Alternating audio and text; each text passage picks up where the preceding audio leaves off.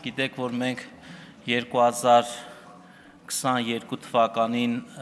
մշակեցինք ծրագիրը, արդեն ավելի ակտիվ փուլ սկսեց մտնել 23 թվականի կեսից եւ բավականին մեծ դիմելություն ունեցանք հատկապես 24 թվականին եւ մենք որոշակիորեն լավարկելու նպատակով 24 թվականի օգոստոսին փոփոխություններ իրականացրեցինք եւ 500-ով ավելացրեցինք քվոտաների տեղը, բնականաբար այդ նոր փոփոխությամբ եւ ակնկալում ենք, որ առաջիկա ամիսներին այդ փոփոխությունից հետո պետք է որ մինչեւ տարվա վերջ լրանային այդ 500-ը, բայց շաբաթների ընթացքում լրացվեց եւ մենք որոշեցինք դադար վերցնել ուսումնասիրելու համար բոլոր դեպքերը մանրամասն եւ ըստ էության մենք ունենք արդեն նախնական պատկերը ուսումնասիրության, գիտեք, որ օրերս նաեւ վարչապետի գլխավորությամբ ամփոփվեց ծրագրի արդյունքները եւ որպես ուղերձ կարող եմ ասել, որ մենք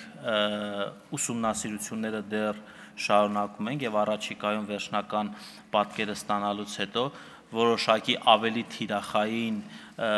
տարբերակով վերլուծության արդյունավետ պատկեր ունենալուց հետո կարողանանք մենք հայտարարել, թե